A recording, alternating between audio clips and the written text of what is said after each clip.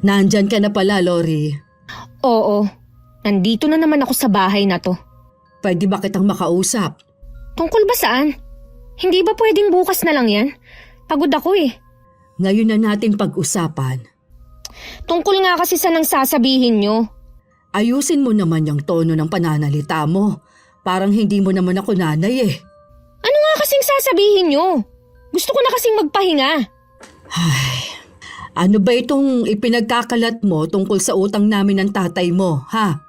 O bakit? Totoo naman, di ba? Eh kahit totoo yun, hindi mo na kailangang ipagsabi pa sa ibang tao. Kasiraan namin ng tatay mo yun eh. Babayaran naman namin yun. Kaya pala gusto na kayong ipablatter nung inutangan nyo. Dahil hindi na kayo nakakabayad sa kanya. Hindi lang kami nagkaintindihan. Pero ngayon ayos na kami. Naipaliwanag ko na kaya kami nahuli sa paghuhulog dahil napilayan nga ang itay mo. O tapos ikaw, kung ano-ano ang sinasabi mo sa mga tao. Sa halip na hindi sana nila alam. Kung nahihiya pala kayo, sana wag kayong mangutang. Pati ako napapahiya sa ginagawa nyo eh. May pagkakataon talaga na nagigipit ang tao at hindi maiwasan mangutang. Ang mahalaga naman, hindi namin tatakbuhan ang obligasyon namin ng itay mo. Ang hindi ko lang kasi maintindihan kung bakit kailangan yung mangutang para kay kuya. Wala naman siyang silbi eh. Puro na lang problema ang ibinibigay niya sa bahay na to. Huwag ka namang magsalita ng ganyan sa kapatid mo. Oh, totoo naman kasi na mula nung dumating siya galing Maynila, naging pabigat na siya sa bahay na to. Eh hindi naman niya gustong nangyari sa kanya. Ay, ewan! Lagi niyo na lang ipinagtatanggol ang Kuya Archie. Ang pagkakalat ng maling impormasyon o paninira sa sariling pamilya ay maaaring magdulot ng hindi pagkakaunawaan, galit at pagkasira ng samahan.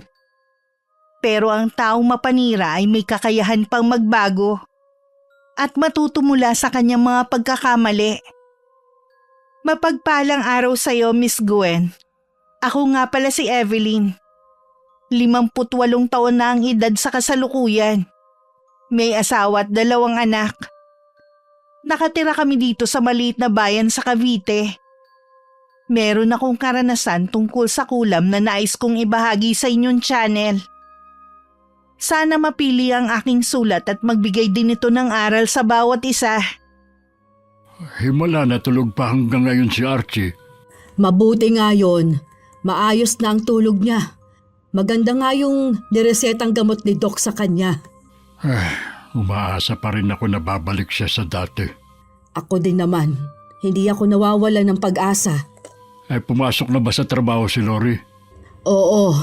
Hindi nga kumain ng almusal eh. Doon na lang daw sa trabaho niya. Ay napagsabihan mo na ba sa ginagawa niya? Oo, pero kilala mo naman ang batang yun. Hindi tumatanggap ng pagkakamali. Ikaw na sana ang bahalang magpasensya sa anak natin, ha? Ano pa nga ba ang ginagawa ko mula pa noon? Minsan nga gusto ko nang pabendisyonan kay Father Philip ang anak natin eh. Baka sakaling bumait. Huwag kang ngang magbibiro ng ganyan kapag nandito ang anak mo. Alam mo namang pikon yun eh. Alam ko naman kaya nga hindi ko ginagawa. Minsan nga iniisip ko kung saan ako nagkamali sa pagpapalaki sa kanya. Hindi ka nagkulang sa pag-aalaga at pagmamahal sa mga anak natin. Baka ganun na talaga si Lori. May pinagmanahan kaya siya? Hindi naman ganun ang ugali ko kahit nung bata pa ako. Alam ko. Hindi kaya. Ay, wag na nga natin ito pag-usapan. Oo nga. Hoy, paano? Aalis na ako. Mag-iingat ka sa pamamasada mo. Baka mapilayan ka na naman. Oo, mag-iingat na ako. 2 linggo na rin hindi nakapamasada si Oscar dahil napilay ang kanang paa niya. Medyo malabo na rin kasi ang mga mata ng asawa ko. Kaya hindi niya nakita ang malalim na hukay sa harapan niya habang naglalakad siya.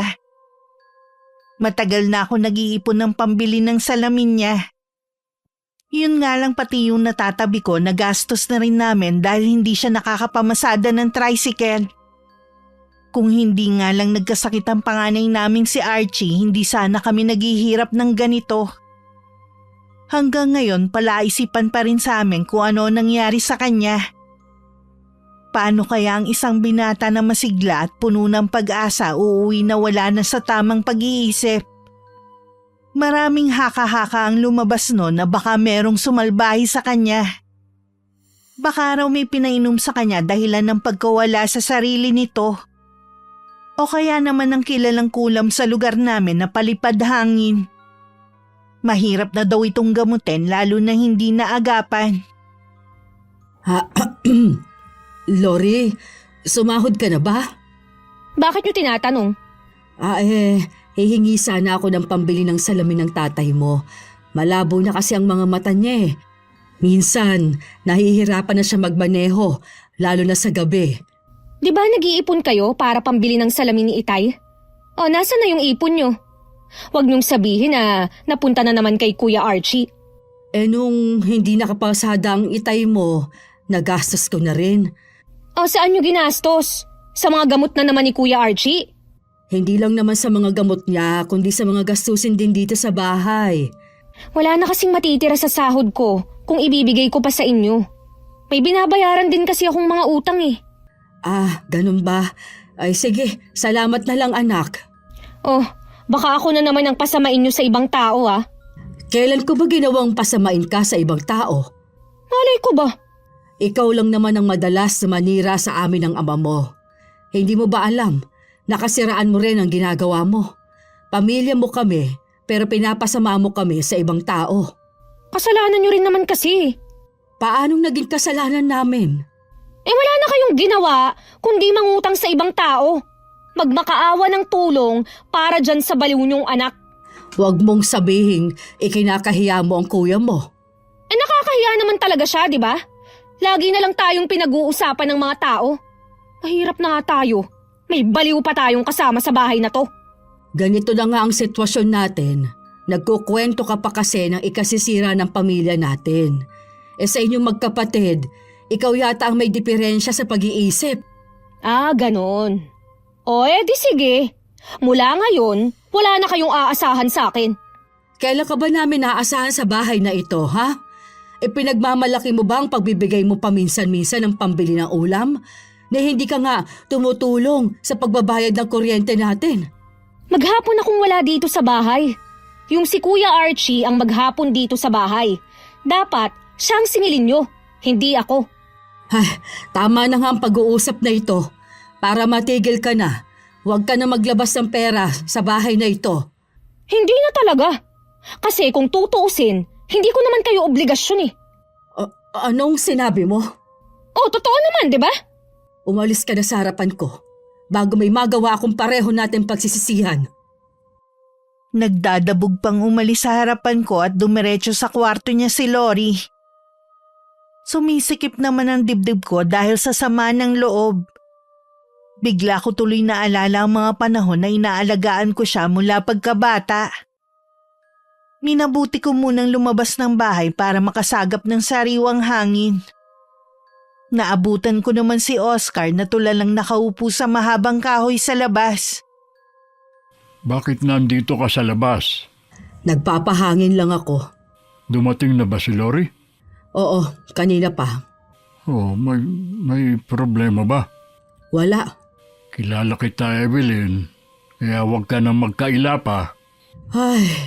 Nagtalo na naman kasi kami ni Lori kanina. May nabalitaan ka na naman bang ginawa niya? Kahit naman may naririnig ako, hindi ko nalang pinapansin. Kung ganun, anong pinag-awayan ninyo? Kasalanan ko rin naman. Sana hindi na lang ako humingi sa kanya. Nagbabaka sakali lang naman kasi ako na mapagbibigyan ni Lori. Gusto ko kasing bilihan ka ng salamin sa mata. Humingi ka sa kanya ng pera? Oo, ang dami na agad sinabi sa akin. Hanggang naging mainit na ang aming pagtatalo. Pinalaki naman natin siya ng maayos at pinag-aral pero hindi niya ginagamit. Naisip ko nga, total may trabaho naman siya, mabuti pa siguro na bumukod na lang siya. Kaysa naman lagi na lang niyang pinapasama ang loob natin. Yun sigurong mabuti para sa ating lahat. Hindi ko na rin kasi nagugustuhan ng ibinabato niyang mga salita sa anak nating si Archie. Isa pa yang si Archie sa inaalala ko. Ayokong maiwan natin siya sa ganong kalagayan. Wala naman siyang maaasahan sa kapatid niya. Mabuti pa nung panahon na matino pa ang pag-iisip ni Archie. Mahal na mahal niyang kapatid. Lahat ng pwede niyang ibigay dito ginagawa niya. Samantalang si Lori, kulang na lang palayasin dito sa bahay ang kuya niya. Ay ako na lang ang kakausap kay Lori para makahanap na siya ng malilipatan. Palipasin mo muna ang gabing ito. Baka kasi isipin na naman niya, ako lang ang may gustong paalisin siya. Huwag ka mag-alala. Sa ibang araw ko siya kakausapin. Mula nang magkasagutan kami ni Lori, naging malamig na ang pakikitungo ko sa kanya. Mas itinuon ko na lang ang atensyon ko sa pag-aasikaso sa kuya niya at sa pagtitinda ko ng mga gulay sa umaga at merienda naman sa hapon.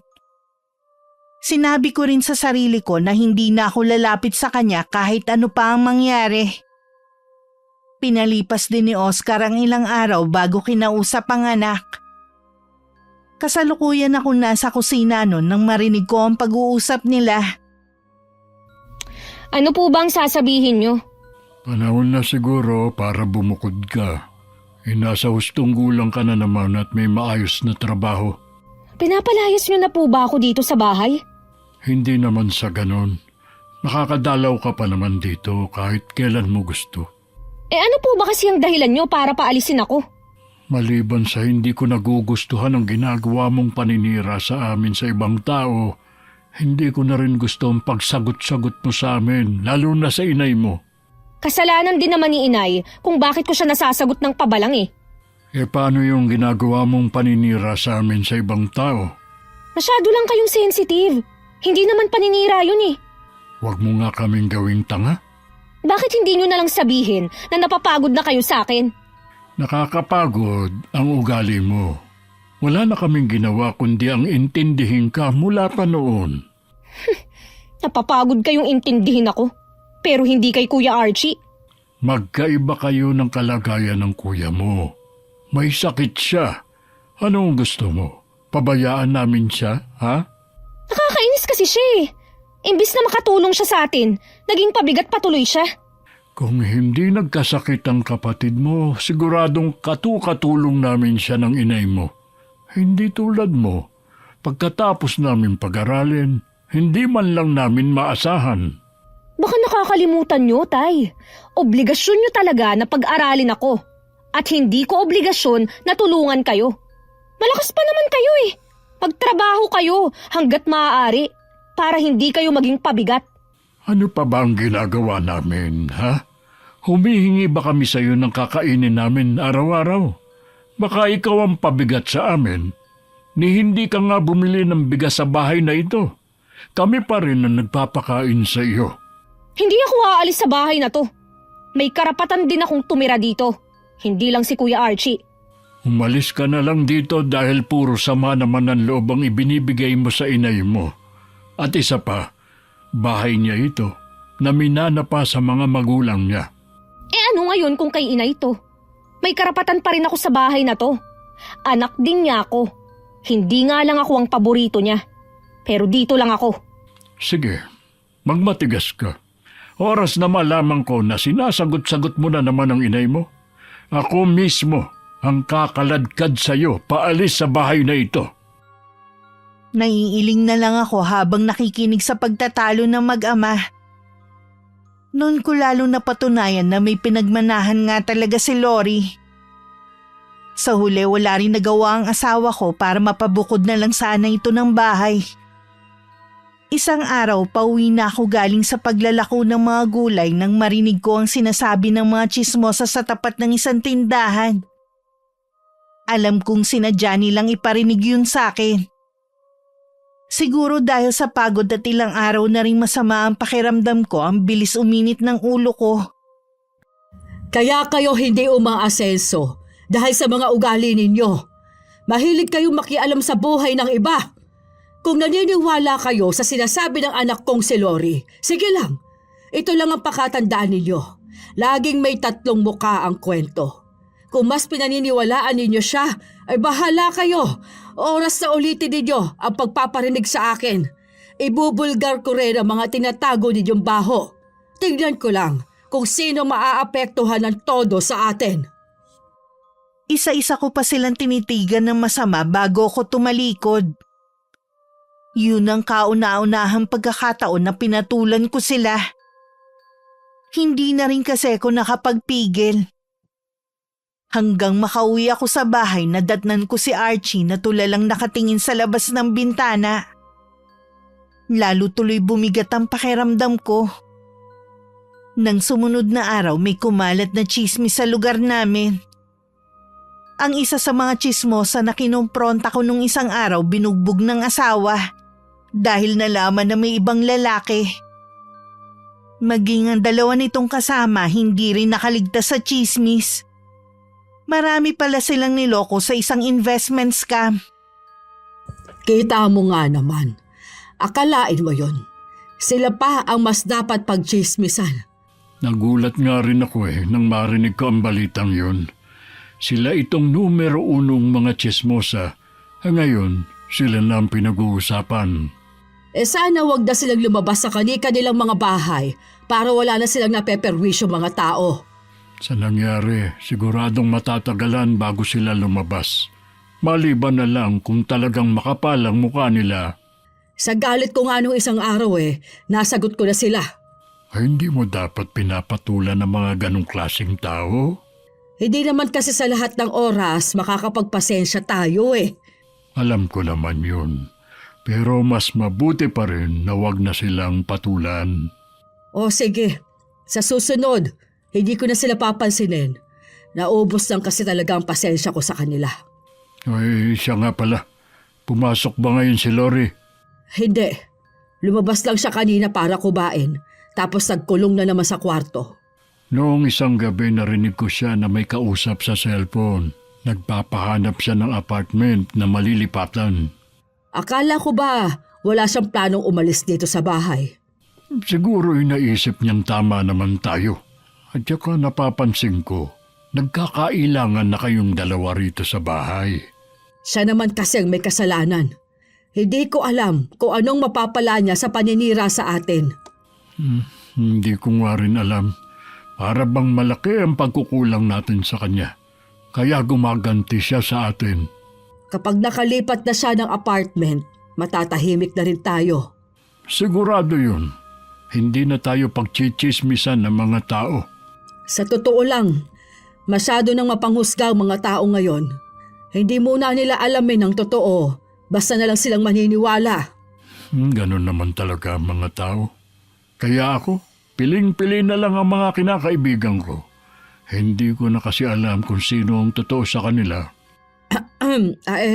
Oscar, meron nga pala akong sasabihin sa'yo. Ano yun? Tinawagan ko si Ate Auring. Humingi ako sa kanya ng tulong pinansyal. Gusto ko na kasing matapos na ang utang natin Baka mamaya ipatawag na naman tayo. Pasensya ka na, ha? Kung hindi lang talaga ako napatigil sa pamamasada noon, hindi tayo magkakaproblema. Wala ka namang kasalanan Hindi mo kagustuhan ang nangyari sa'yo. Anong sagot ng ate mo? Siya na daw ang bahala. Kung hindi nga niya ako mapagbibigyan, sa iba naming kapatid ako lalapit. Mabuti na lang pumayag siya. Isa pa kasi sa iniisip ko baka lumaki na ang tubo sa inutangan natin. Baka lalo tayong mahirapan. Makakaraos din tayo. Tiwala lang. May mga pagkakataon talaga na pinanghihinaan na ako ng loob. Pero kailanman hindi pumasok sa isip ko ang mawalan ng pag-asa sa buhay. Sa dami ba namang dumating na problema sa amin, ngayon pa ba ako susuko? Gumaan na ulit ang buhay namin dahil wala na akong iniisip na utang namin ni Oscar. Napahiram kasi ko ng kapatid ko ng pambayad. Tuloy pa rin ako sa paglalako ng gulay sa umaga at merienda sa hapon. Sakita ko kasi ako bumibili ng gamot ng anak kong si Archie. Kapag kasi hindi nakakainom, lagi siyang balisa at nagwawala pa minsan. Himala yata na hindi sumisigaw si Kuya Archie ngayon. Matagal na siyang hindi inaatake ng sakit niya. Lagi na siyang kalmado. Siguro, Mas makakabuti kung ilalagay na lang natin siya sa isang mental hospital. Malay nyo, gumaling siya dun. Kahit kailan, hindi ko naisip na ilagay siya doon. Tumatanda na po kayo ni Itay, Nay. Hanggang kailan nyo siya kayang alagaan, ha? Hanggang kaya ng katawan ko, naniniwala din ako na gagaling pa ang kapatid mo. Malabo na pong gumaling si Kuya Archie. Sabi ng kakilala ko, kapag nabaliw na ang isang tao, hindi na bumabalik sa dati. Tanggapin nyo na lang ang katotohanan. Bakit ba ganyan ka sa kuya mo, ha? Dahil ba hindi na niya matutupad ang pangako niya sa'yo? Hindi naman na ako umaasa na matutupad niya yun sa kalagayan niya. Imbes na ipagdasal mo siya, puro kasiraan pa niya ang ginagawa mo. Akala mo yata, hindi ko alam kung ano na naman ang ginagawa mo. Hindi ka ba talaga titigil, ha? Hindi paninira ang ginagawa ko. Sinasagot ko lang ang mga tanong ng mga tao. Bakit hindi mo nalang ituloy ang pagbubukod mo? Kapag nawala ka na dito, baka tumahimik na rin ang bahay na ito. Talagang atat na kayong umalis ako dito, ha? Oo, dahil napapagod na akong lagi kang intindihin. Kaya bumukod ka na lang. Hayaan mo na lang kaming tatlo dito. Huwag kayong mag-alala. Kapag nakahanap na ako ng apartment, lalayasan ko na kayo dito. Dapat nga noon mo pa ginawa. Nung nagkaroon ka ng trabaho, umalis ka na sa poder namin. Tama lang pala na sirain ko ang pamilyang to eh. Dahil wala naman akong halaga sa inyo. Ikaw lang naman na nag-iisip ng ganyan. Mula pagkabata, ganyan ng ugali mo. Akala ko magbabago ka pa. Nagkamali ako. Makalayas na nga! Bakit pa kasi nakipag-usap pa ako sa inyo? Hindi lang nga kita pinapansin para hindi na tayo lagi nagtatalo. Pero ikaw itong lumapit sa akin. Nagdadabog na naman akong tinalikuran ni Lori. Hindi na ako nagtataka sa ugali niya. Ilang sandali pa lumabas siya ng bahay na nakapangalis. Ni hindi man lang nag-abala na magpaalam. Habang tumatagal, palala ng palala ang ugali niya. May isang tao tuloy ako naaalala. Isang hapon habang nagpapahinga ako, tumawag ang hipag kong si Gemma. Nakatira sila sa probinsya ng kapatid ko. Hiningan ko rin sila ng tulong tungkol sa anak kong si Archie. Nangako naman sila na maghahanap ng magaling na albularyo na pwedeng magpagaling dito. Sa wakas ng araw na yon, may nahanap daw silang manggagamot. Kailangan daw kami ang pumunta doon. Walang katapusan ng pasasalamat ko at naiiyak pa nga ako sa kaligayahan. Iyon na nadatnan ni Oscar. Ano nangyari? Si Archie, nasaan? Nasa kwarto niya. Nagbabasa siya ng libro. Uy, bakit ka umiiyak? Nagtalo na naman ba kayo ni Lori? Hindi kami nagtalo. Masaya lang ako dahil sa wakas may pag-asa ng gumaling si Archie. Tumawag na yun lang ang hipag kong si Gemma. Ibig sabihin, nakahanap sila ng manggagamot? Oo, kailangan nating pumunta doon sa lalong madaling panahon. Oo, pupunta tayo sa kanila. Pero Evelyn, sana wag ka munang umasa. Baka mamaya kasi mabigo na naman tayo. Ilan na ba ang tumingin na manggagamot sa anak natin? Sabi ng hipag ko, magaling daw ang manggagamot na yon. Meron na daw kapareho ng kaso si Archie na napagaling nito. Sana nga sa kanya na gumaling ang anak natin. Sa wakas, dininig na rin ng Panginoon ang matagal ko nang ipinagdarasal. Alam niyang mabuting tao ang anak natin. Hindi niya yung pababayaan. Sa gitna ng pag-uusap naming mag-asawa, biglang dumating si Lori. Naabutan pa niya akong nagpupunas ng luha sa mga mata. Pinaglipat-lipat niya ang tingin sa amin. Ano na namang drama to? Ha? Ano kasi? Wala lang ito. Meron lang kami pinagkukwentuhan ng itay mo. O ano naman? Mabuti pang wag mo nang alamin pa. Okay. Bahala kayo kung ayaw niyong sabihin. O siya nga pala, ilang araw kaming mawawala ng inay mo. Isasama namin ang Kuya Archie mo. Saan kayo pupunta? May dadalawin lang kaming kaibigan at gusto niya rin na makita ang kapatid mo. Baka pagbalik niyo, wala na rin ako dito. May nahanap na rin kasi akong apartment eh. Saan ka naman nakahanap ng titiran? Malapit sa pinapasukan kong trabaho. Pwede ko bang mapuntahan para malaman kung maayos at kung ligtas ka sa titirhan mo? Hindi na po kailangan, Tay. Nasisiguro ko sa inyo na magiging maayos ang pagtira ko doon. Alam kong masama ang loob mo sa amin ng inay mo. Balang araw, maiintindihan mo rin ang lahat. Siguro nga. Baka swertihin din ako dahil wala akong kasamang pabigat sa buhay. Maiwan ko na nga kayo. Mag-aayos pa ako ng mga gamit. Bakit ayaw mong ipaalam kay Lori kung saan tayo pupunta? Saka na lang natin ipaalam kapag magaling na si Archie. Kinabukasan din umalis kaming mag-anak. Mabuti na lang sa haba ng biyahe hindi naman nainip si Archie. Gabi na rin kami nakarating sa bahay ng kapatid ko at hipag. Pinagpahinga na muna kami at kinabukasan na namin dinala ang anak ko sa albularyo na si Kaedong. Kinailangan niyang painumin ng pampatulog ang anak ko dahil matindi ang pagwawala nito nang makita siya. Tinawas muna siya ni Kaedong at nakumpirma nga niyang palipadhangin ng kulam na ginawa ng kung sino man sa anak namin. Matinding inggit din ang nakikitang dahilan ng manggagamot. Pinalabas niya muna kaming mag-asawa para makapagsagawa na siya ng orasyon. Kung sino man siya na gumawa nito sa anak natin, sana hindi siya patulugin ng konsensya niya. Baka isa sa mga nakasabay niya sa pag-a-apply noon ang gumawa nito sa kanya. Isa lang naman ang pangarap ng anak natin makahanap ng trabaho at makatulong sa atin. Bakit niya ito ginawa sa anak natin? Saka muna natin isipin ang bagay na yan. Ang mahalaga, gumaling na ang anak natin. Malakas ang pakiramdam ko na mapapagaling ni Kaedong ang anak natin. Matatapos na rin ang 2 taong paghihirap ng anak natin. Gusto kong makita si Archie. Sumunod na lang tayo sa albularyo. Kaya lang, Naiintindihan ko ang nararamdaman mo. Baka kaya tayo pinalabas ng albularyo, hindi mo kayanin ang makikita mong paraan ng panggagamot niya. halo-halo kasing nararamdaman ko sa mga oras na ito. Ganon din naman ako. Habang naghihintay, nagdasal na lang ako sa isang sulok sa bahay na yon. Hindi ko alam kung gaano katagal ang paghihintay namin. Hanggang marinig namin ang pagbukas ng pinto. Lumabas doon ang albularyo at masayang sinabi na magaling na ang anak namin. Labis ang pasasalamat naming mag-asawa sa kanya.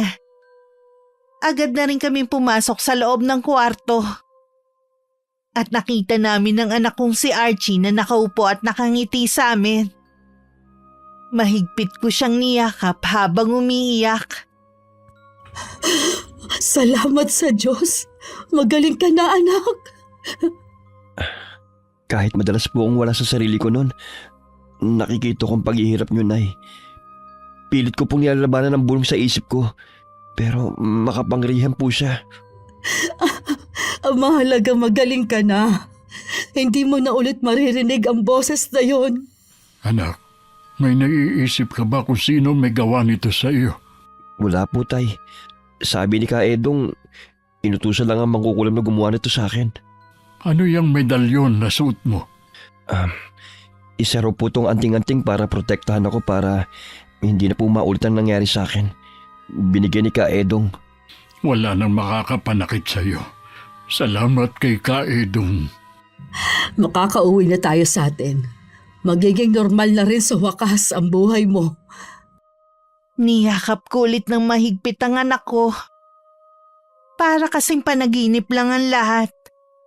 Hindi pa rin ako makapaniwala na sa wakas magaling na siya. Nagtapos na rin ang paghihirap niya. Bago kami umalis, marami pang binili ng albularyo. Tuwing gabi, magpausok daw kami sa loob at paligid ng bahay. Magsabit din daw kami ng bawang sa mga bintana. At ang pinaka-importante sa lahat, wag na wag tatanggalin ang medalyon sa leeg ni Archie. Kahit magaling na to, hindi daw nangangahulugan na ligtas na to sa kumulam rito. Nang makauwi kami sa bahay, wala na si Lori. Nag-iwan na lang siya ng sulat sa mesa. Sinunod din agad ni Oscar ang mga bilin sa amin ng albularyo. Gusto sana naming ipaalam kay Lorian tungkol sa kuya niya kaya lang hindi naman namin alam kung saan siya nakatira. Sinubukan siyang tawagan ng tatay niya pero nagalit pa ito. At wag na raw siyang aabalahin kahit kailan. Hayaan na lang natin siya. Kapag dumalaw na lang tsaka natin sabihin sa kanya. Siguradong matutuwa siya kapag nalaman niyang magaling na ang kuya niya. Duda ako sa sinasabi mo. Gusto pa nga niyang dali sa mental hospital ang kuya niya noon. Huwag mong seryosohin ang sinabi niya. Pasensya ka na sa sasabihin ko. Pero mas gusto ko na tayong tatlo na lang ang nandito sa bahay. Pero Evelyn, Sa dami kasi ng mga ginawa niya sa atin, parang nawawalan na ako ng amor sa kanya. Ang layo ng ugali niya sa'yo at sa kapatid niya. ako na ang humihingi ng tawad sa mga ginawa niya. Ayos lang naman na dumalaw siya dito, pero hindi na siya pwedeng tumira. Yan na bang desisyon mo? Oo, Bahay mo naman ito. Kaya tama lang na ikaw ang masusunod. Ang sa akin lang, sana wag magbago ang pagtingin mo kay Lori. huwag kang mag-alala. Hindi mangyayari ang kinatatakutan mo. Kahit ako kasi napapagod na rin sa ugali niya pero wala naman tayong magagawa. Sana lang, sa pagbubukod niya, matuto na siya sa buhay. Sana rin, tigilan na niya ang paninira. 1 buwan na rin ang nakakalipas mula nang gumaling si Archie. Nagulat pa kami mag-asawa na magpaalam siya na magtatrabaho ulit sa Maynila. May kaibigan daw siya na gusto siyang ipasok sa trabaho.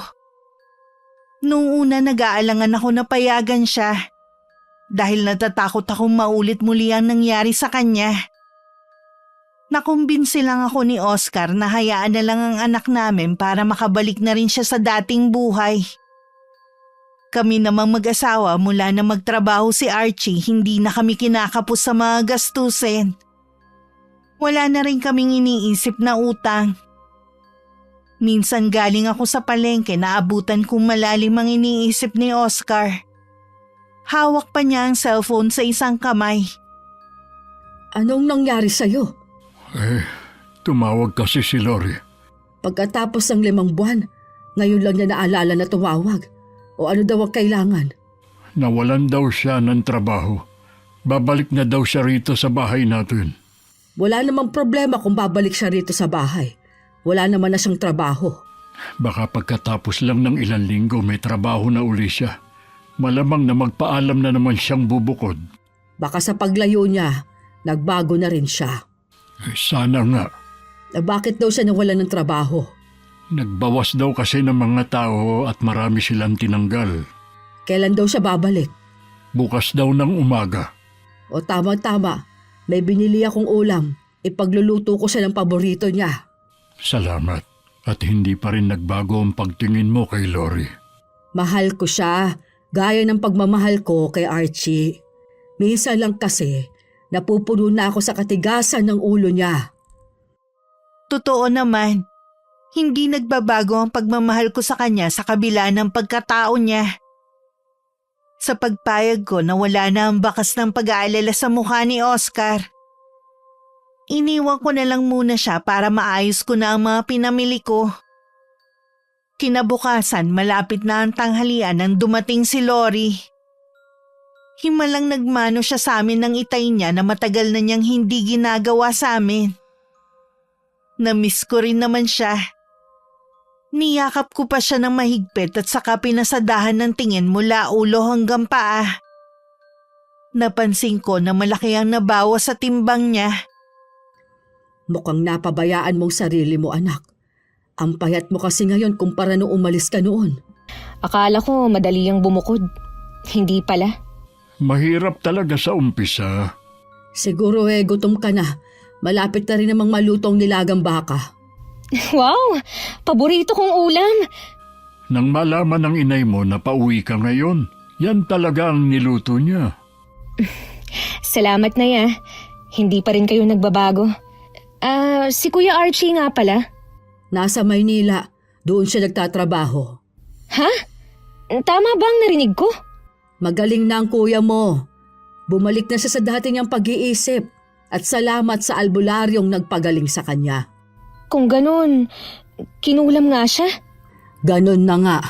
Pero hindi na ulit mangyayari sa kanyang bagay na yon dahil merong ibinigay sa kanyang albularyo na anting-anting para maprotektahan siya. Masaya ako na magaling na si Kuya Archie. Pero bakit hindi nyo man lang ipinaalam sa akin? Sinubukan kong sabihin sa iyo. Kaya lang, lagi kang galit tuwing tumatawag ako. Pasensya na, Tay. Nagkakataon lang na mainit ang ulo ko nun eh. Kalimutan na natin yun. Ang mahalaga magaling na ang kapatid mo. Uuwi po ba siya ngayon? Sa Sabado pa ang uwi niya. Excited na kasi ako na makita siya eh. Ganon din naman siya. Lagi ka nga niyang itinatanong eh. Magpahinga ka na muna sa kwarto mo, anak. Tatawagin ka na lang namin kapag kakain na. Sige po, Nay, Tay. Maiwan ko na kayo. Medyo pagod nga ako. Sa pagbabalik ni Lori sa bahay, nakumpleto na ulit kami ng pamilya ko kahit lingguhan lang ang uwi ni Archie. Sa ilang araw na nagdaan, napansin kong hindi na lumalabas ng bahay si Lori. Tuwing tinatanong naman namin siya, lagi niyang sagot, abala siya sa paghahanap ng trabaho online. Natutuwa na rin kami mag-asawa. Dahil hindi na siya nakikipag-usap sa mga tsismosa dito sa lugar namin. Dumating ang araw ng Sabado. Maraming pasalubong si Archie dahil nabanggit ko na bumalik na si Lori sa bahay. Pagdating nga, agad niyang hinanap ang kapatid. Lumabas naman si Lori sa kwarto nito nang marinig ang boses ng kuya niya. Iniwan ko na muna silang magkapatid para makapag-bonding. Binalikan ko muna ang paglilinis sa labas ng bahay. Kuya Archie, kanina pa kita hinihintay. Sa wakas nagkita rin tayo. Bakit ngayon ka lang umuwi? Busy kasi ako sa trabaho ko nun eh. Tsaka hindi ko alam na magaling ka na pala. Sabi ni inay na walang ka raw ng trabaho. Oo. Pero naghahanap naman ako ngayon. Marami akong pasalubong sa inyo. Wow! Ang dami nga! Baka naman naubos na ang sahod mo niyan, kuya. Huwag ka mag-alala. Malaki naman ang sahod ko eh. Ah, talaga?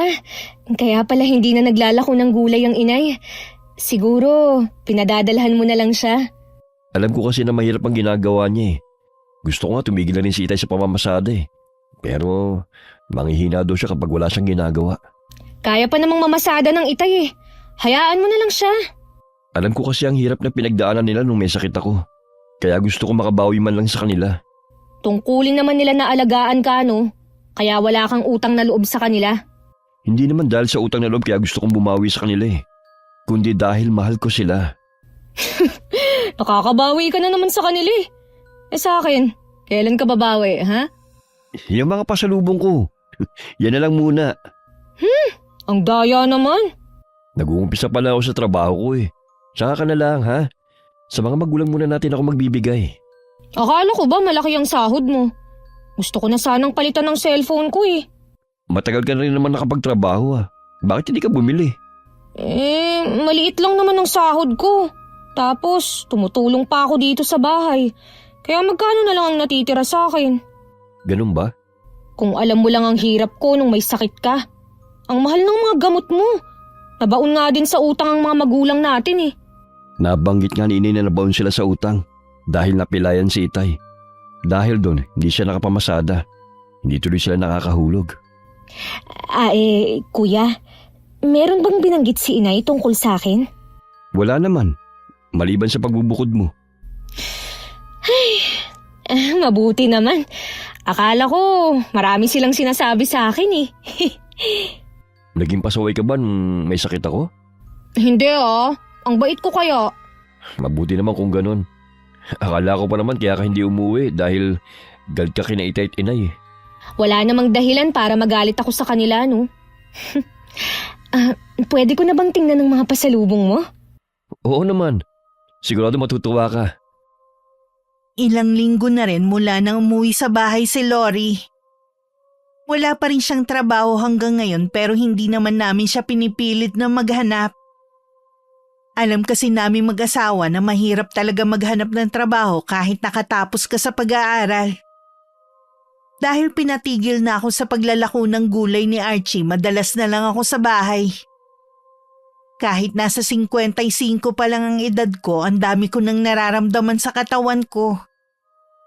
Bata pa lang kasi banat na ako sa trabaho. Kaya siguro ngayon binabawian ako ng sipag ko noon. Naiinip naman ako sa bahay kaya nag-iisip pa rin ako ng pwedeng pagkakitaan. Binanggit naman ng anak ko na magsabi lang ako at siya na ang bahala sa negosyong naiisip ko dito sa bahay. Nakaupo lang ako sa sofa noon habang nag-iisip nang biglang pumasok si Lori galing sa labas. Nay, wala ba kayong gagawin maghapon kundi ang umupo na lang? Katatapos ko lang maglinis ng kusina natin. Ilang minuto pa nga lang ako nakaupo. Kahit naman nung mga nakaraan eh. Lagi ko kayong nakikitang nakaupo lang at walang ginagawa. Ano bang pakialam mo kung maghapon man akong nakaupo, ha? Mula kasi nung magkatrabaho ang kuya, wala na kayong ginawa kundi ang mag-feeling donya. Anong sinabi mo? Totoo naman, di ba? Iniasa nyo na ang lahat kay Kuya Archie. Kahit si Itay, bihira na rin pumasada. Naging tamad na kayo. Kaya ba kung anong paninira ang sinasabi mo sa kuya mo, ha? Kesyo puro kami pasarap sa buhay ng itay mo at kung saan-saan lang namin ginagasta ang perang ibinibigay niya. Oh, bakit? Totoo naman, di ba? Bata pa naman kayo. Dapat nagtatrabaho pa kayo eh. Dapat siguro sa ating dalawa, ikaw ang magtrabaho. Ikaw ang mas bata at mas malakas pa. Naghahanap naman ako ng trabaho ah. Hindi pa nga lang ako tinatawagan ng mga inaplayan ko. O gano'n naman pala eh. Yun na lang ang pagtuunan mo ng pansin at huwag mo na akong pakialaman ng itay mo. Makikialam ako dahil hindi naman tama na umasa na lang kayo sa anak ninyong nagtatrabaho. Kumagaya naman kayo sa ibang magulang na ginagawang retirement plan ng mga anak. Kuya mo nga eh, hindi nagrereklamo. Ikaw pa kaya? Dahil hindi naman niya ako kasing bait na ayos lang abusuhin nyo. Akala ko naman nagbago ka na. Tingin ko sa'yo eh mas lumala pa. Sana, hindi ka nalang bumalik dito sa bahay ko. May karapatan din ako sa bahay na to. Kaya wala kang karapatan na pagbawalan ako. Ako nang nagsasabi sa'yo, kapag hindi ka pa nagbago, palalayasin kita sa bahay na ito. Subukan mo lang. Dahil malalaman ng mga taga rito kung gaano kayo kasama. Hindi na ako nagtataka kung ginawa mo na yan. Kaya siguro lagi kang nasa labas para siraan na naman kami sa mga tao. Masaya ka ba na masama ang tingin sa amin ng mga taga rito, ha? Totoo lang naman ang sinasabi ko eh. Puro na lang ganyan ang sinasabi mo.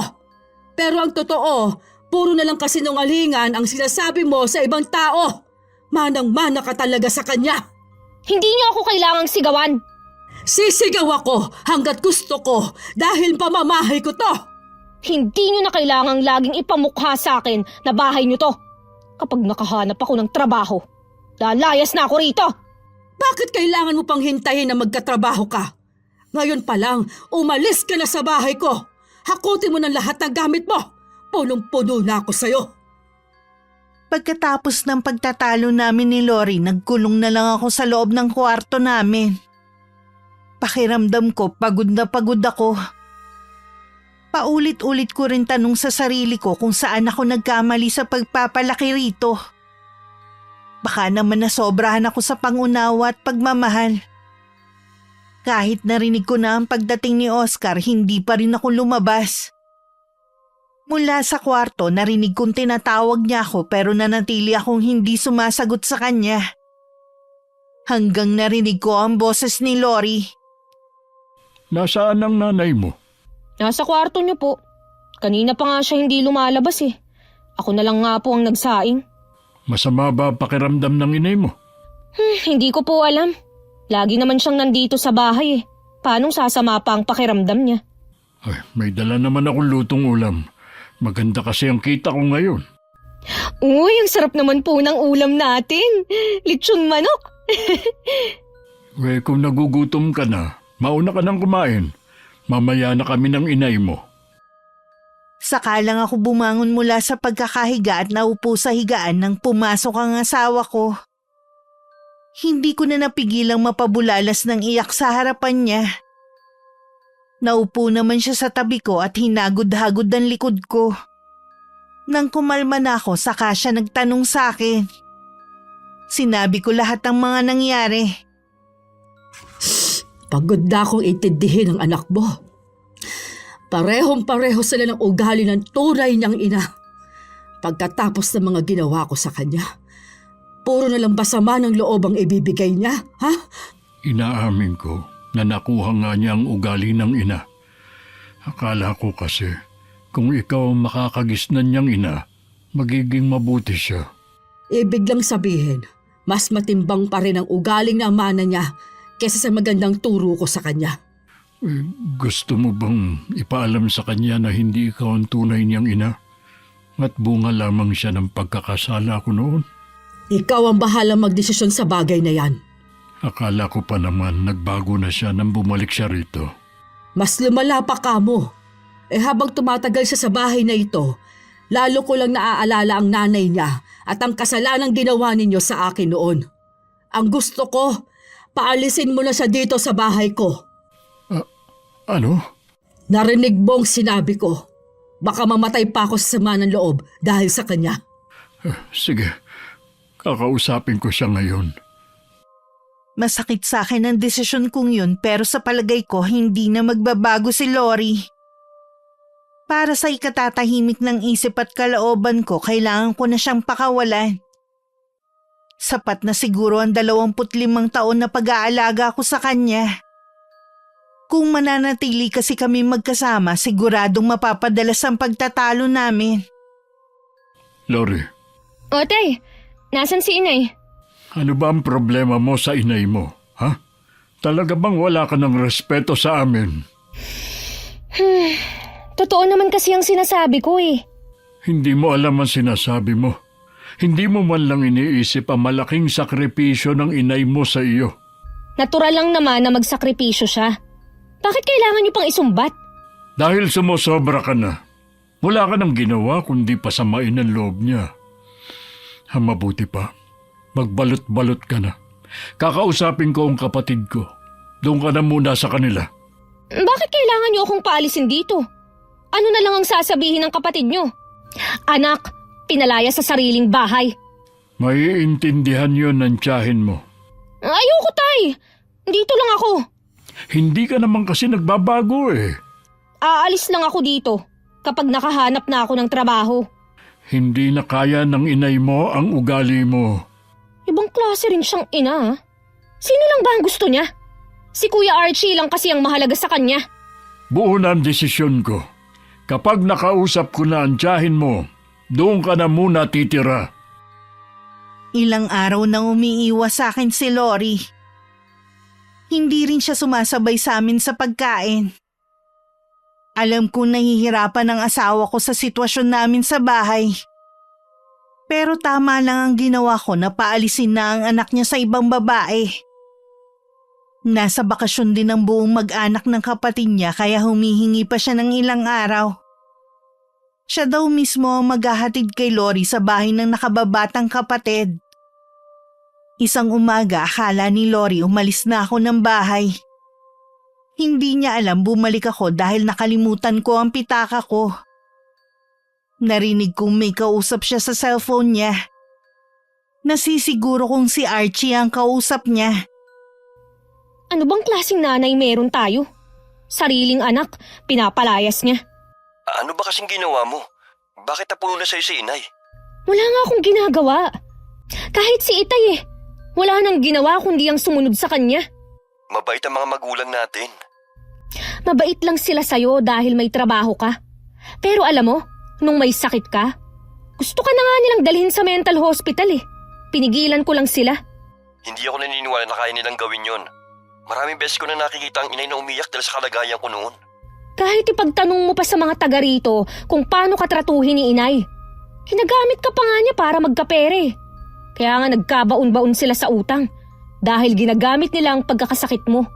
Pero hindi naman sa'yo napupunta ang pera. Ako ang nagpapakahirap sa pagbili ng gamot mo. Pag-uwi ko tsaka tayo mag-usap na masinsinan.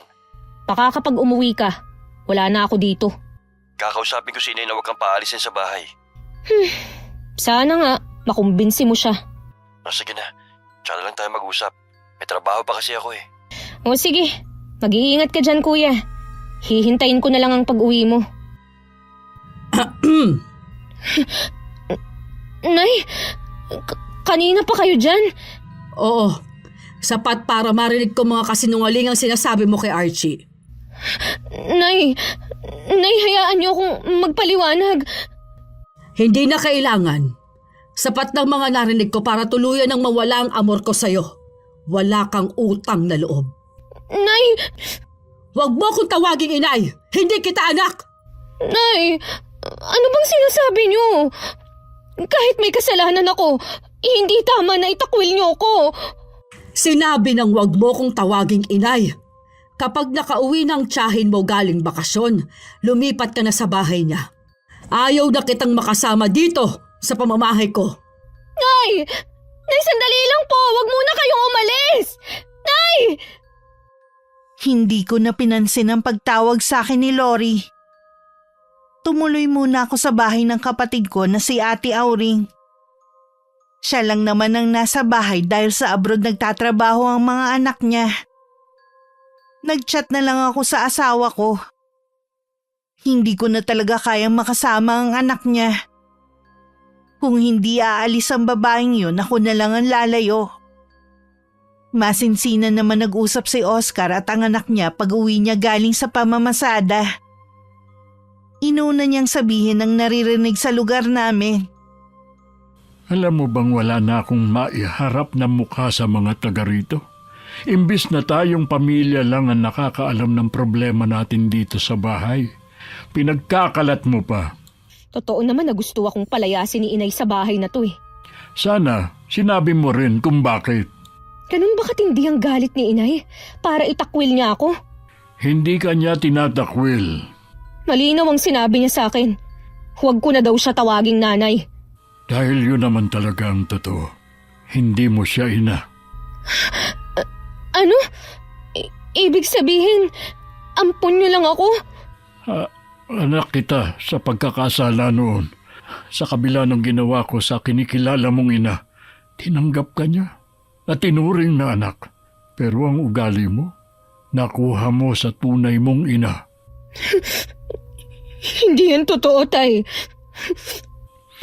Kaya masakit sa akin na makita na tinatrato mo ng gano'n ang inay mo.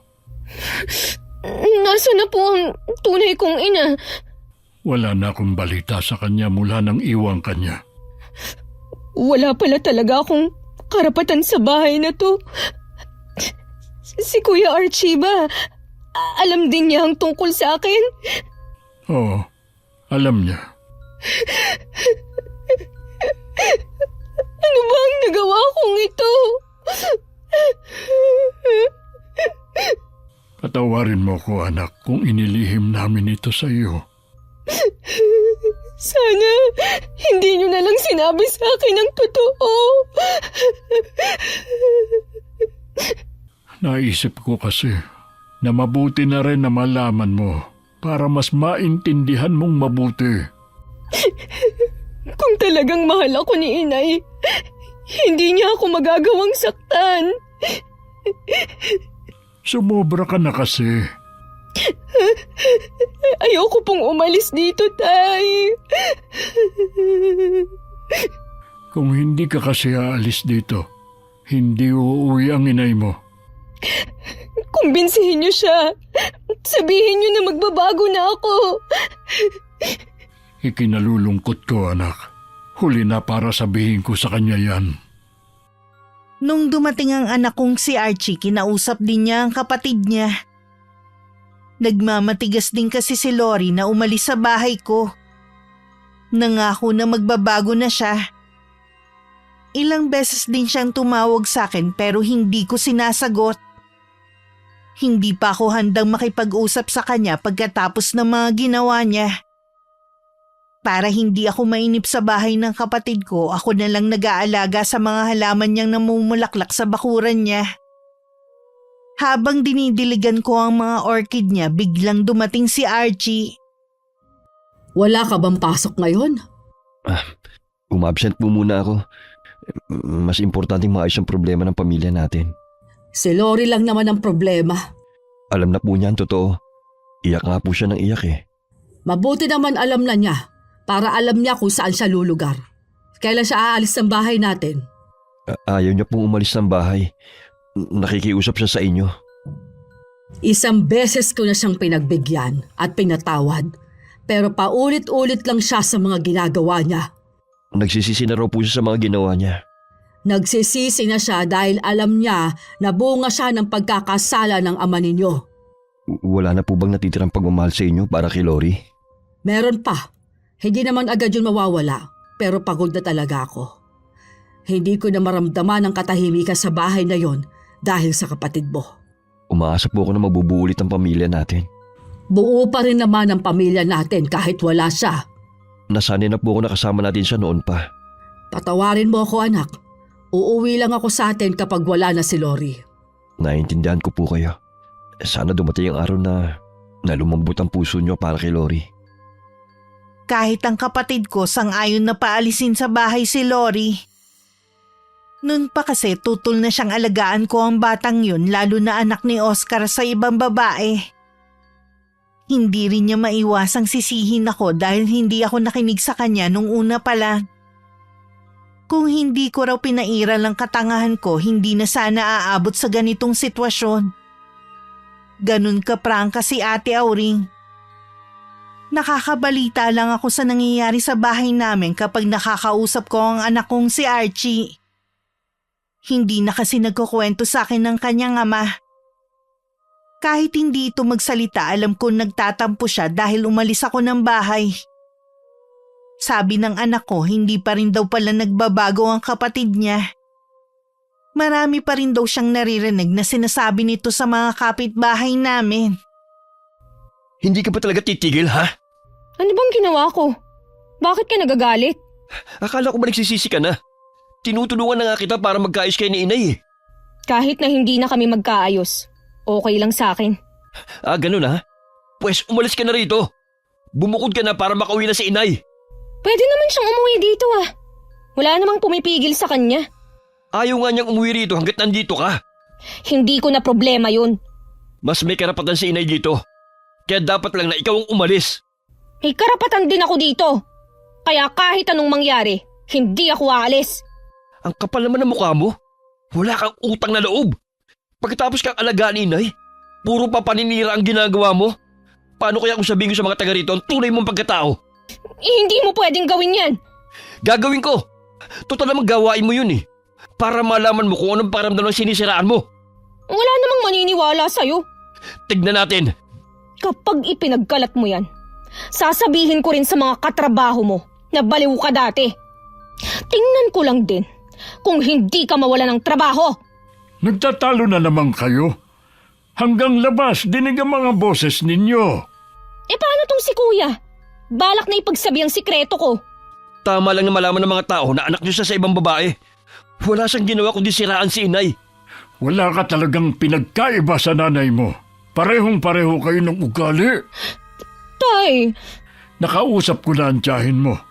Doon ka muna sa kanila pansamantala hanggat wala kang trabaho. Mag-impake ka na ng mga damit mo. Gusto ko na rin na umalis ka sa bahay na ito para matahimik na kaming lahat. Tay, huwag niyo naman akong paalisin sa bahay na to. Kasalanan mo rin naman eh. Ilang beses ka na namin pinagbigyan.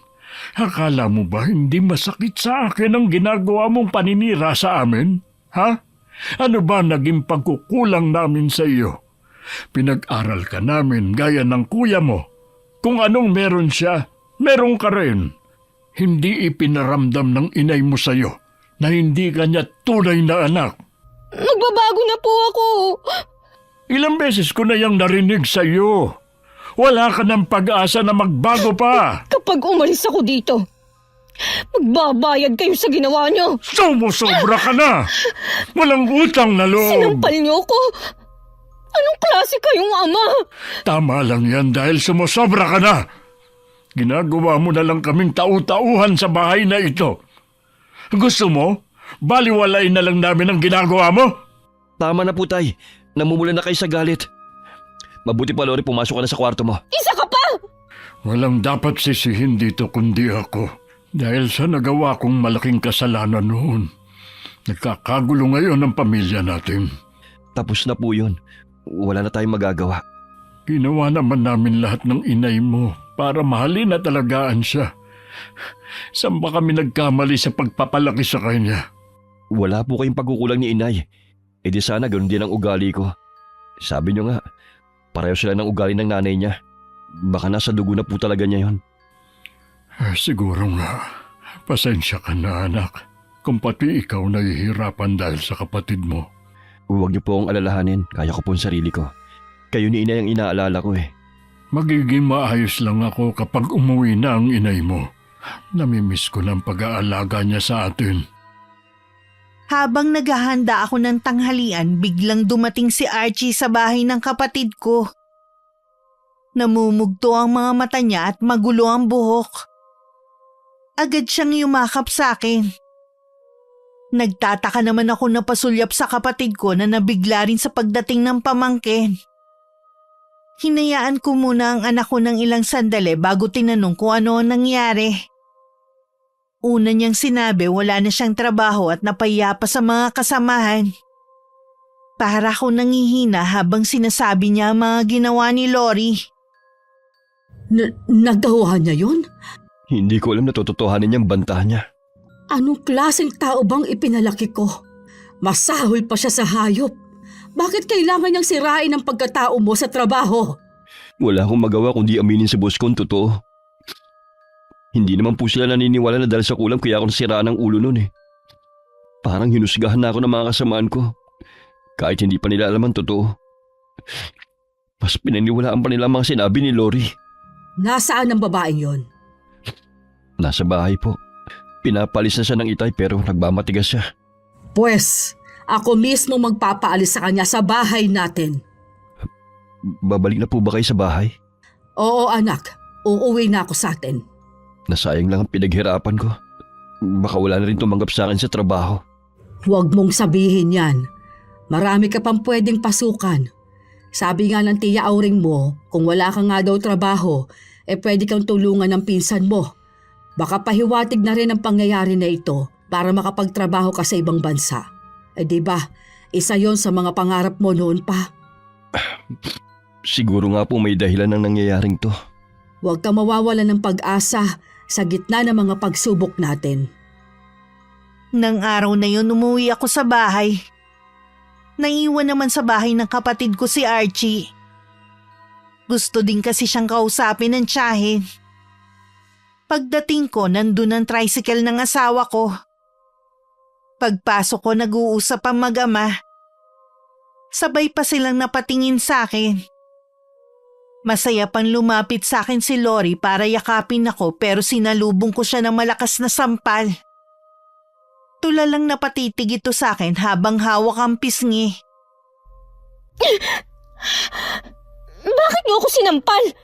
May gana ka pang magtanong? Huminahon ka, Evelyn. Alam mo ba ang ginawa ng anak mo, ha? Siniraan niya lang naman sa trabaho si Archie. Pinagkalat niya ang naging sakit nito. Ginawa mo yun, Lori, sa kapatid mo? Totoo naman na nabaliw siya noon eh. Oo nga, pero bakit kailangan mo pang ipagkalat sa trabaho niya? Alam mo naman ang mga tao ngayon masyadong mapanghusga. Ang mga ganoong kasensitibong bagay dapat inililihim na lang. Nagagalit kayo dahil wala na kayong magagatasan pa. Bakit ba nagagalit ka na tumutulong sa amin ang kapatid mo? Siya nga, hindi nagreklamo. Ikaw naman, masama ang loob. Akala mo yata hindi ko alam na kung ano-anong hinihingi mo kay Archie. Yun bang ikinagagalit mo, ha? Ang hindi niya maibigay ang gusto mo dahil kami ang inuuna niya? Hindi yun ang ikinagagalit ko. Sinungaling! Kunin mo na mga gamit mo at lumayas ka na dito! Hindi po ako aalis dito. Kung kinakailangan kalad ka rin kita, gagawin ko! Ha? Iwan niyo ako! Hanapin mo ang Hindi ako tunay na aalis ina. dito! Doon ka magsumiksik sa kanya! Hindi ka namin kailangan sa pamamahay namin! Tulungan mo ako! Evelyn, Huwag kang makialam dito, Oscar! Ang laki na ng sakripisyo ko sa anak mong to. Hindi ako papayag na sirain niya ang tunay nating anak. Maawa na kayo, Nay. Wala akong ibang mapupuntahan. Sa amin na, hindi ka naawa sa mga ginagawa mo. Huwag ka maglupasay dyan sa lupa para lang maawa sa iyong mga tao. Kayong mga nakikiusyoso. Ang babaeng ito, anak ng asawa ko sa ibang babae. Sa kabila nun, inalagaan at pinahal ko siya. Pero anong ginanti niya sa amin? Puro sama ng loob! Huwag niyo naman po akong ipahiya sa mga tao. Nahihiya ka ngayon sa mga tao, pero hindi ka malang nahihiya sa amin. Lumayas ka! Wala akong pakialam kung saan ka pupunta. Sige na anak, doon ka muna sa tiyahin mo. Pupuntahan na lang kita doon. Ngayon ko pinagsisisihan na pumayag akong ariin kang tunay kong anak. Ihahatid ko na siya sa bahay ng kapatid ko. Huwag ka nang magalit. Pumasok na ako sa loob ng bahay. Ilang sandali lang narinig ko ang pag-andar ng tricycle ni Oscar. Nang sumilip ako, nakita kong sakay nun si Lori. Nakahinga naman ako ng maluwag. Dahil sa wakas, wala na siya sa bahay na ito. Matatahimik na ang mga buhay namin. May kapatid sa kabilang barangay ang asawa ko. Alam din nito ang buong katotohanan. Kaya maiintindihan nito kung bakit kailangan kong paalisin ang pamangkin niya. Ikaw na ang bahala rito. Makisama ka sa tiyahin mo at mga pinsan. Huwag mo silang bigyan ng dahilan para paalisin ka. Sikapin mo ring makahanap ng trabaho. Ganun ba talaga kasama ang tingin niyo sa akin? Ikaw lang ang makakasagot sa tanong mo. Kahit naman nun hindi na ako tinuring na anak ng asawa niyo. Kaya pala, mas pinapabura niya si Kuya Archie. Alam mong hindi totoo yan. Pantay ang pagtingin niya sa inyo. Sumobra ka na kasi. Kung sisisihin niyo lang ako, mabuti pang umalis na kayo. Paano kita ipagtatanggol sa inay mo at sa ibang tao kung ganyan ka? Mula ngayon, kalimutan niyo na ako. Tatawagan ko lagi ang tiyahin mo para malaman ang ginagawa mo rito. Ihahatid ko rin bukas ang mga gamit mo. Alam niyo na masungit ang kapatid niyo. Pero dito niyo pa ako dinala. Wala na akong magagawa. Sana, hindi niyo na lang ako kinuha sa sarili kong ina noon. Siya ang nag-abandona sa iyo. Kung hindi ka namin kinuha noon, ipapaampun ka rin niya sa ibang tao. Anak kita, kaya nakiusap ako sa asawa ko na kunin ka na namin. Sana maisip mo kung gaano kabuti ang nanay na kumupkup sa iyo. Mabuti ba siya? Na pinalayas ako at hinayaan niyo lang? Ganon din ang gagawin ko kung nasa katayuan din ako ni Evelyn. Sige, magkampihan kayong lahat. Umalis na kayo. Huwag na kayong babalik dito. Pagdating ng asawa ko sa bahay, nadatnan niyang nasa labas na ang lahat ng gamit ni Lori. Kita din sa kanya ang lungkot pero hindi siya nagsalita. Hindi na rin namin pinag-usapan ng anak niya. Nung hapon umuwi na rin si Archie na may magandang balita sa amin. Kailangan na daw niyang ayusin ang mga dokumento niya para makapagtrabaho sa abroad. Halos 2 linggo na rin nang palayasin ko si Lori dito sa bahay. Wala na akong balita pa sa kanya pero alam kong nagkakausap pa rin sila mag-ama. Isang araw na abutan ko nagagalit si Oscar sa kausap niya sa cellphone. May palagay akong anak niya ang kausap niya. Masama sa'yo ang laging nagagalit. Hindi ko rin kasi maiwasan. Nagsusumbong kasi sa akin ang kapatid ko sa mga ginagawa ni Lori sa kanila. Nang tawagan ko ang anak ko, sumagot-sagot na naman sa akin. Kung ako sa'yo, huwag mo lang tatawagan ng anak mo. Hayaan mo siyang gawin ang gusto. Gusto na rin siyang paalisin ng kapatid ko sa kanila dahil hindi makasundo ng mga anak niya. Oras na paalisin siya ng tiyahin niya. Huwag mong hihilingin sa akin na bumalik siya dito. Hindi ko naman yun gagawin. Mabuti na rin yung malinaw. Wala na ba talagang natitirang pagmamahal dyan sa puso mo para kay Lori? Mahal ko ang anak mo, pero mas mahalaga kasi sa akin ang katahimikan sa bahay na ito. Naiintindihan ko naman. Mula nang umalis siya, naging magaan na ulit ang bahay natin. Wala na rin akong naririnig sa mga taga rito. Oo nga. Hindi kita pipigilan na magpakaama sa kanya, pero isa lang ang pakiusap ko sa'yo. Huwag mo na siyang ilalapit sa amin ni Archie. Sa nangyari, hindi na siya babalik dito sa bahay. Si Archie nga pala. Pumunta siya sa agency. Hindi na natin siya nakakasama nitong mga nagdaang araw. Masyado siyang abala sa mga ginagawa niya. Lalo na kapag nakaalis na siya, 2 na lang tayong maiiwan sa bahay na ito. Nalulungkot din ako na mapapalayo siya sa atin. Pero ayokong hadlangan ang mga plano niya. At isa pa, hindi siya makakapagdesisyon na magtrabaho sa ibang bansa kung hindi siya siniraan ni Lori sa trabaho.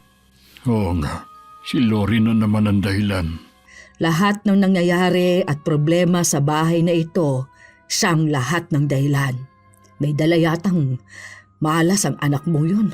Palibasa kasi bunga siya ng kasalanan. Hindi naman lahat ng bunga ng kasalanan katulad niya. Huwag na nga natin siyang pag-usapan. Bumibigat na naman ang pakiramdam ko. Maiwan na kita. May gagawin lang ako sandali. Hindi pa man nakakaalis si Archie, nalulungkot na kaming mag-asawa. Pinipilit lang naming tumawa kapag kaharap namin ng anak namin. Minsan magkakasabay kaming kumain, maraming kinikwento si Archie ng mga plano niya para sa aming 3. Mula pa noon, lagi na kaming kasama ng tatay niya sa mga plano niya sa buhay. Napapangiti na lang ako habang nakikinig sa kanya. Tay, kapag regular na po ako nakakapagpadala sa inyo, huminto na po kayo sa pamamasada ha. Naku anak, manghihina ako kapag dito lang ako sa bahay. Alam mo yan. Marami naman po kayong pwedeng gawin eh. Alam ko na mahirap ang pamamasada sa init at maulan na panahon. Titignan ko anak. Alam mo naman na maninibago ako kapag tumigil ako. Ayoko lang po na nahihirapan kayo. Anak, huwag mo kaming masyadong alalahanin. Ang intindihin mo ay ang sarili mo. Malapit ka na mag-30. Dapat siguro ay naghahanap ka na ng babaeng mamahalin. Pagkatapos po akong iwan ni Jenna, parang nadala na po ako eh.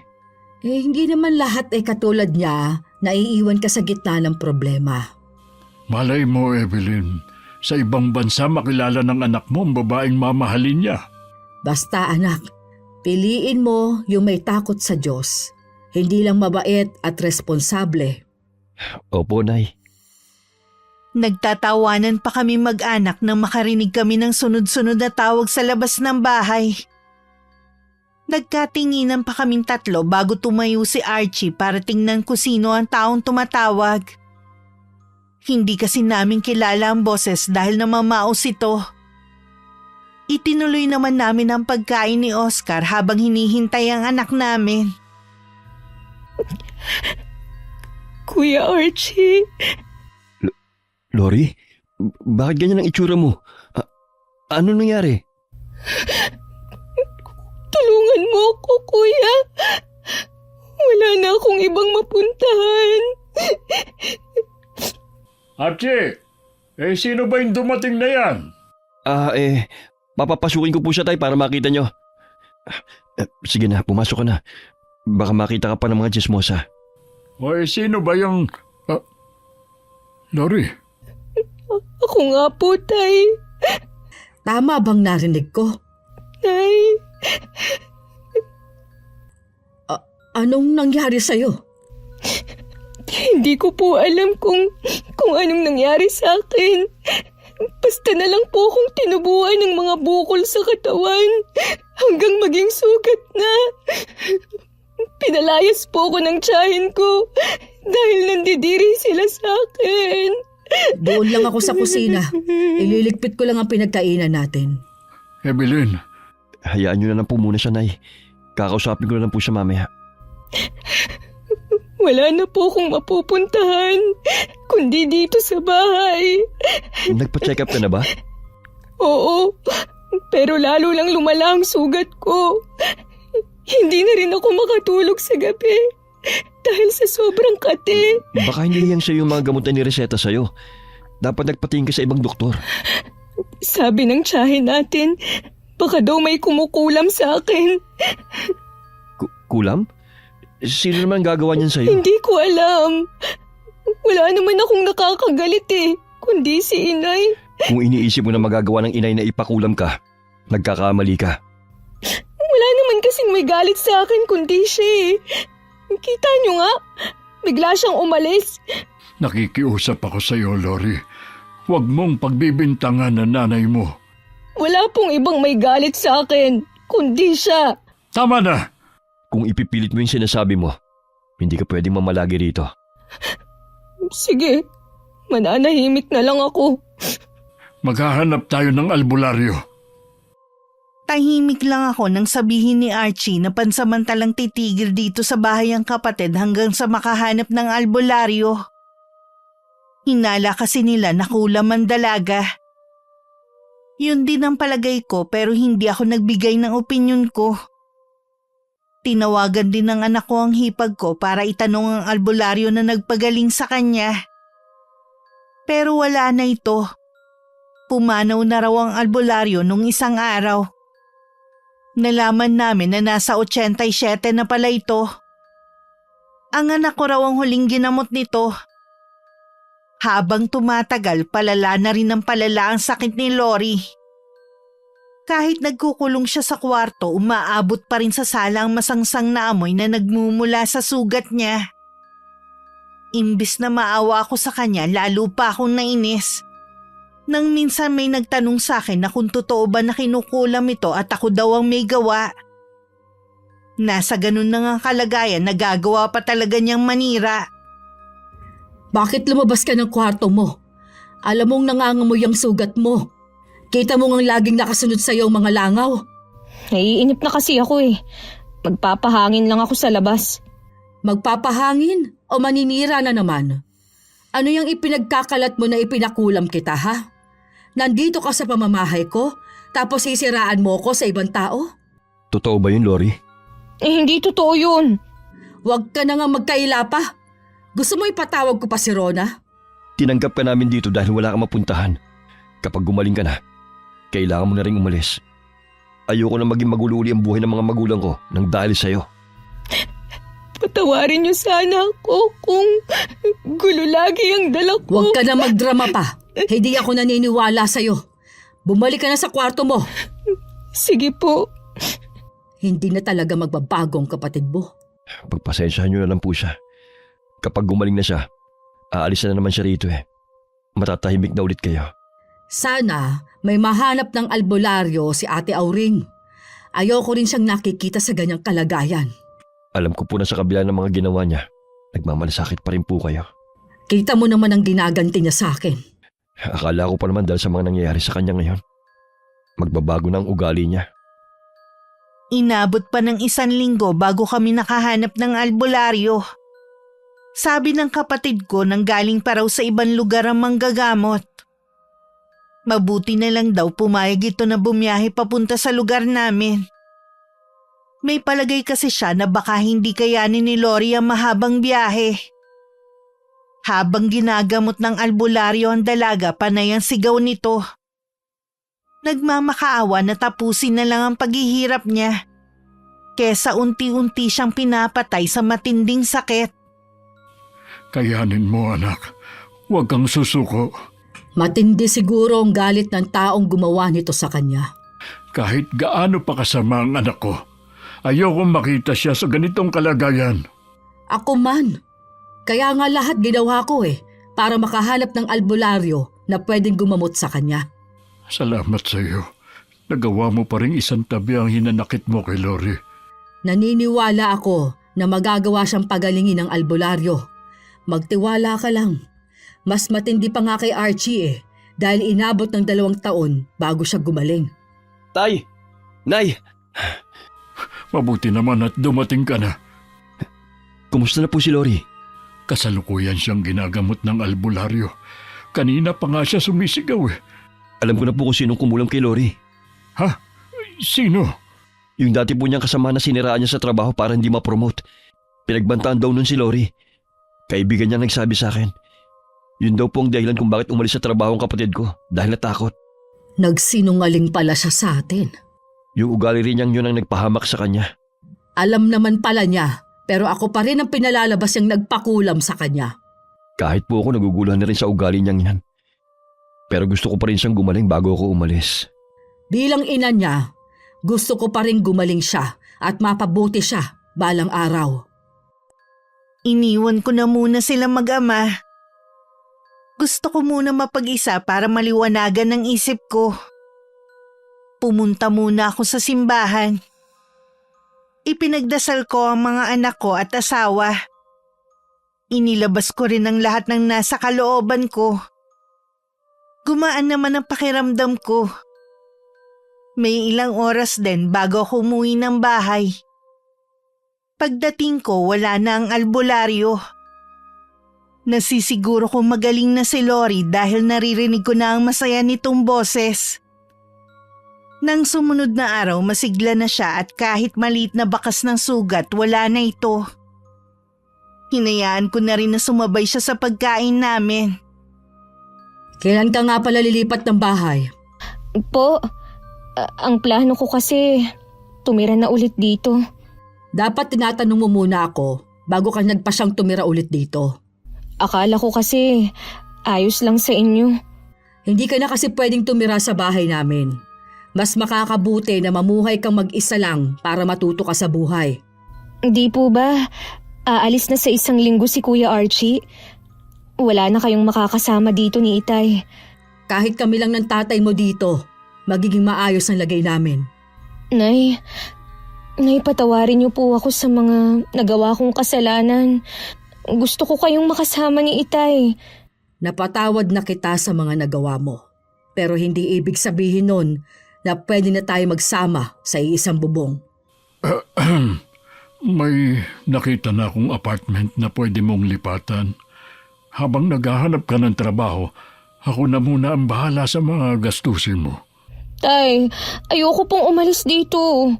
Gumawa naman kayo ng paraan Ito kasi mabuti para sa ating lahat. Pwede ka namang dumalaw dito, lalo na kung may okasyon. Kailangan ko na sigurong tanggapin na hindi na ako kabilang sa pamilyang ito. Sige po, aayusin ko na ang mga gamit ko. Balang araw, may isip din niya na tama tayo ng desisyon. Huwag lang niyang paiirali ng katigasan ng ulo. Maliliwanagan din siya. Nung dumating si Archie, kinausap din nito ang kapatid. Alam kong mahal niya si Lori at hindi magagawang talikuran. Kaya lang may mga bagay kasi na kailangan gawin para sa kabutihan ng lahat. Hindi naman porke pinaalis ko siya sa bahay ko na wala na ang pagmamahal ko sa kanya. Mananatili yun habang buhay sa akin. Umaasa pa rin ako na darating ang araw na magkakasama-sama kami at tatawanan na lang ang nakaraan. Sumama ka sa paghahatid sa akin, ha? Oo ba? Huwag ka na malungkot. Isipin mo lang na para din sa kabutihan mong ginawa ng mga magulang natin. Oo naman. Tanggap ko na rin, Kuya. Huwag kang mag-alala. Wala akong hinanakit sa kanila. Ingatan mong sarili mo, ha? Huwag mo na rin gawin yung mga ginagawa mo dati para wala kang makasamaan ng loob. Ikaw ang mag-iingat doon. Tsaka tawagan mo ako lagi, ha? Oo, tsaka kasama ko naman yung pinsan natin dun eh. Hindi ako masyado malulungkot. Napatawad mo na ba ako? Matagal na. Kahit nagagalit ako sa'yo, hindi naman yung nagtatagal sa puso ko. Dapat ganun ka rin. Gusto ko sanang kausapin si Inay. Kaya lang, baka isipin niya na umaarte lang ako. Magpalipas ka muna ng ilang araw bago mo siya kausapin. At higit sa lahat, patunayan mo sa kanya na nagbago ka na. Oo, Kuya. Tara, kumain tayo sa labas. Kasama sina Itay at Inay. Ililibre ko kayo bago ako umalis. Aba, gusto ko yan. Matagal na rin nung huli kang nanlibre eh. Ilang araw nang wala si Archie nang dalawin kami ni Lori. Humingi siya ng tawad sa mga ginawa niya. Nalaman din namin na may trabaho na ulit siya. Dumadalaw pa rin siya sa amin pero hindi ko maramdaman na gusto niyang bumalik dito sa bahay. Mukhang nagbago na nga siya. Minsan talaga kailangan lang merong pagdaanan ng malaking pagsubok para magbago ang isang tao at hindi na niya gawin ang mga nakakasakit sa damdamin ng iba. Sa kasalukuyan magpapakasal na si Lori. Uuwi rin ang anak kong si Archie para umattend sa kasal ng kapatid. Masaya, tahimik at kontento kami sa buhay na meron kami mag-asawa. Minsan hindi pera o material na bagay ang kailangan namin sa ganitong edad, kundi ang katahimikan ng puso't isipan. Sana nakapagbigay ng aral ang kwentong binahagi ko. Sa mga mahilig manira, kahit simpleng kwento lang ang ibinahagi, pwede itong magdulot ng hindi pagkakaunawaan sa pamilya. Mas mabuti kung may problema, kausapin ng kapamilya at hindi ibang tao. Maraming salamat Miss Gwen sa pagpili ng aking sulat para mapakinggan sa araw na ito. Wakas.